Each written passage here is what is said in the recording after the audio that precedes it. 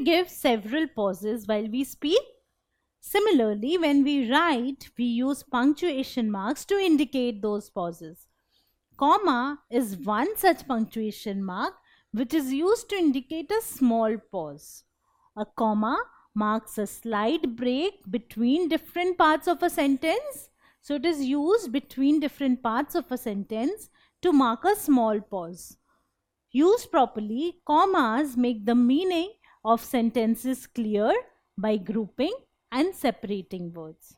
Let us see how. Read this sentence. This girl is telling her grandma, let's eat, grandma. And the grandma is really scared. Does this girl want to eat up grandma? Actually, no. What we need is a slight pause between the words let's eat, grandma. So she is actually referring to her grandma and she wants to tell her let's eat. So the sentence is let's eat, grandma.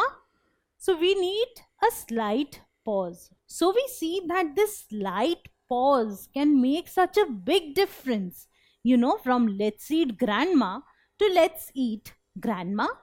It has made such a big difference. So when we are referring to a person, we are calling him or her by name, then we use a comma or a slight pause between what we are saying and his or her name. So in this case, she is talking to her grandma, she is calling her by name, and this is what she is saying. So we use a comma between them. And as you can see, there is a space after comma and there is no space before comma. Similarly, over here, this lady is speaking to this girl called Lara and she is saying, how are you, Lara? Now, we need a small pause here. Lara is the name of the girl she is talking to and what she is saying is, how are you? So, it should actually be, how are you, Lara? To make it very clear that she is talking to Lara and what is she saying? How are you? So, this is actually what she is saying and this is the name of the person she is talking to. So, the entire statement is said by the lady, but we need a small pause to differentiate between the name of the person she is talking to and what exactly is she trying to ask. How are you, comma, Lara? How are you, Lara?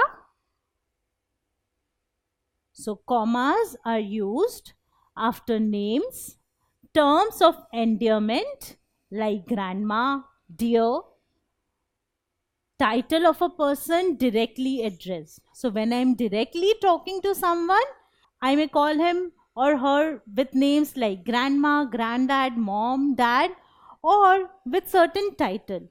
But we need to give a small pause between the name and what we are saying. And that small pause is indicated by a comma. So, Aryan, comma, please do that assignment for me. So, we don't say, Aryan, please do that assignment for me. We say, Aryan, please do that assignment for me. So, we use a comma to mark a small pause. Aryan, comma, please do that assignment for me.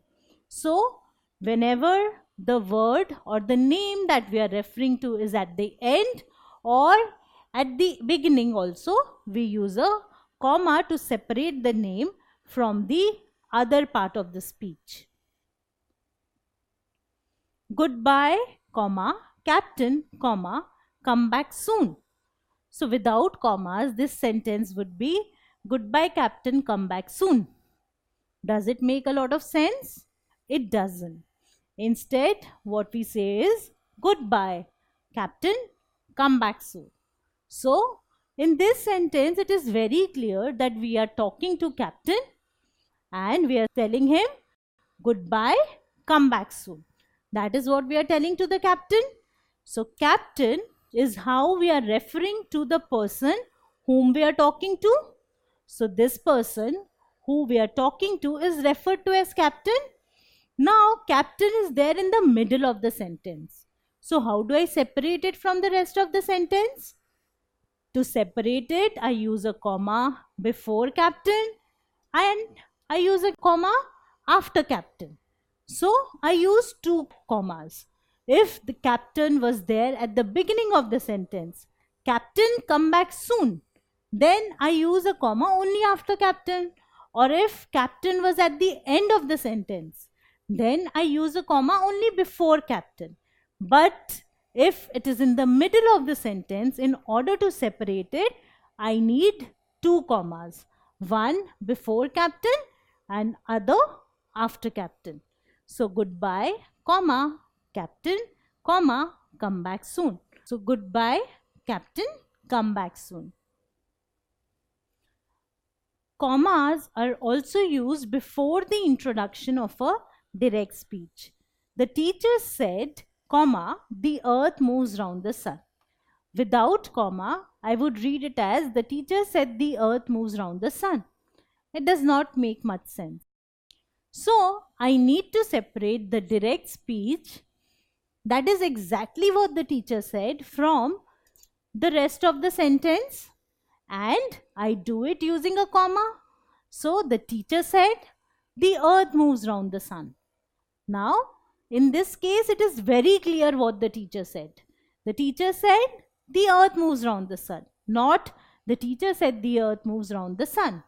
So, I need a slight pause here, and for that, I use a comma. So, whenever there is direct speech, I need to separate it from the rest of the sentence using a comma. He said, I play football, not he said I play football. I don't read it like this.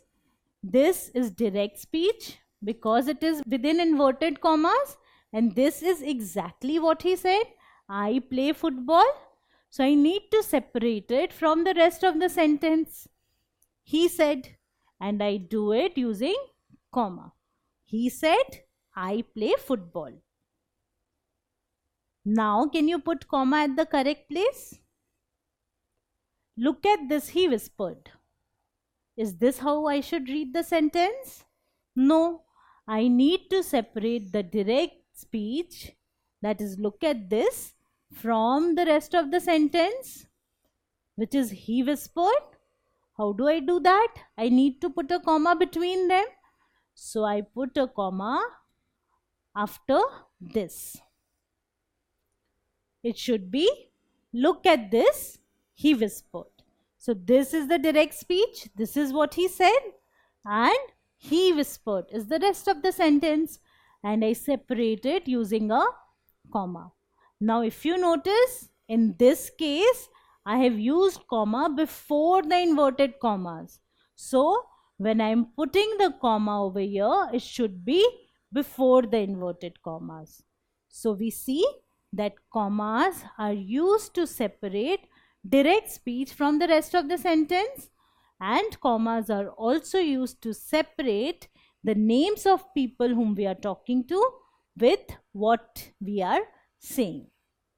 If you like this video, then subscribe to our channel. You can also register for free at deltastep.com to get all the learning resources as per CBSE, ICSE, IB, Cambridge or any other curriculum. Over 5,000 amazing lectures on maths, science, English and social science.